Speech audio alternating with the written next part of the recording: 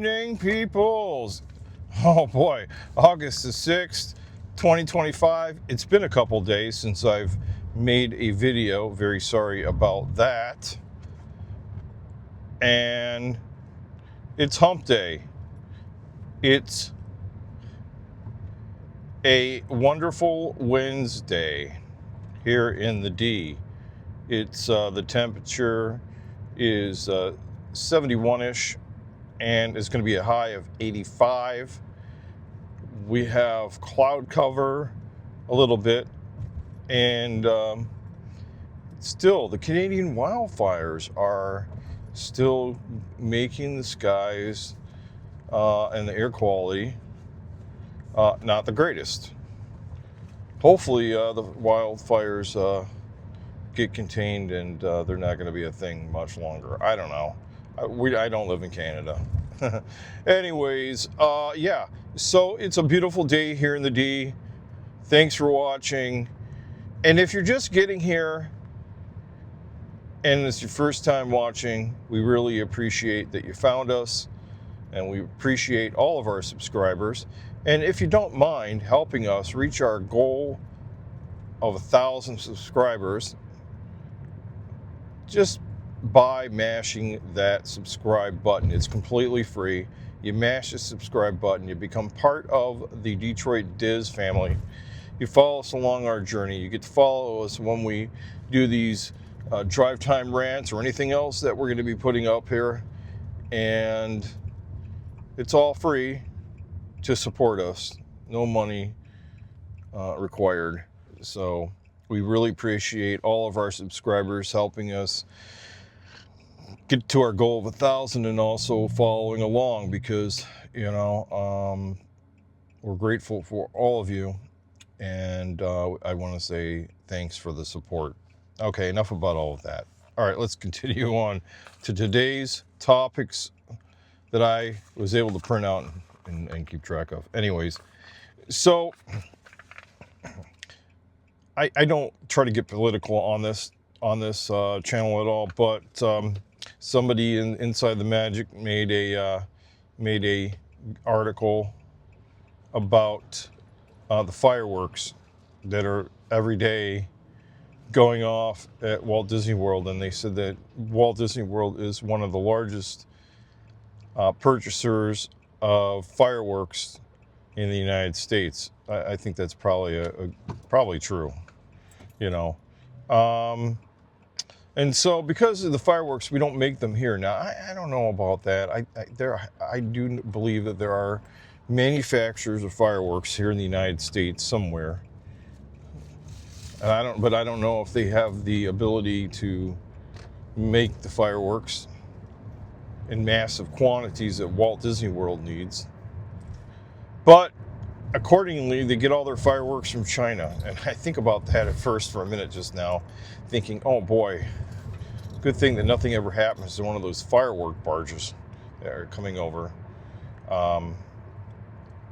Yeah, that'd be a huge explosion. But anyways, so I guess they import a lot of fireworks from China. I didn't know there were a lot of fireworks were made in China and imported here. Who have known, right? And because of the tariffs going up, you know, these tariffs, they come and go. It's like this crazy thing. And one day it's on and one day it's off. Not very, what's my word here? Yeah, it's not very predictable and whatnot. But anyways, could tariffs on Chinese imports be really hurting or bothering the bottom line of profits on Walt Disney World because they have so many fireworks every day? I don't know. I don't think it's going to be a bother to them. Anyhow, yeah. So what are your thoughts about that? Yeah. I mean, there's lots of other things that could be an issue. Here's a thought that I had today, you know, after reading another story about good to go park days, you know, for annual pass holders. Basically, if you don't know what that's all about, they have annual pass holders still have to make reservations like everybody else, park reservations. But there's some days, they call them good to go days, where you don't have to make a park reservation at all as an annual pass holder. Why are we continuing to keep the park reservation system? I haven't been to Disney in a while, but if you have been, and do you like the park reservation system, or is it an inconvenience? Is it an inconvenience to have this park reservation system? Does it kind of could put a restriction on how you're planning, or what? And I mean, we never had it before. Maybe it's just time to get rid of it and say, hey, Disney, just get rid of this thing. It's still such a restrictive measure. Why do we even have it at all? I mean, is it serving a purpose, really, for anybody? That's the question. And that I don't know. Park reservation system.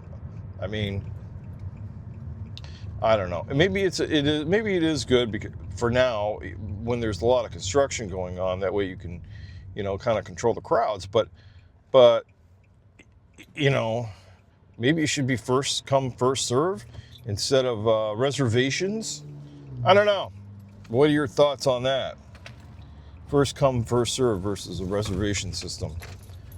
Even though reservation is first come, first serve too. But anyways, all right. Anyhow, that's enough about that.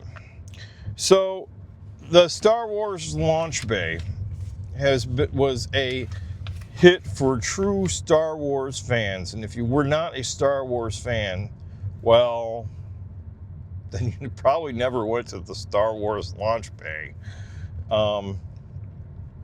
But, I think I went there a couple of times and looked at the stuff that they had there. But Disney is saying that the Star Wars launch bay was one of the least visited attractions in Hollywood studios.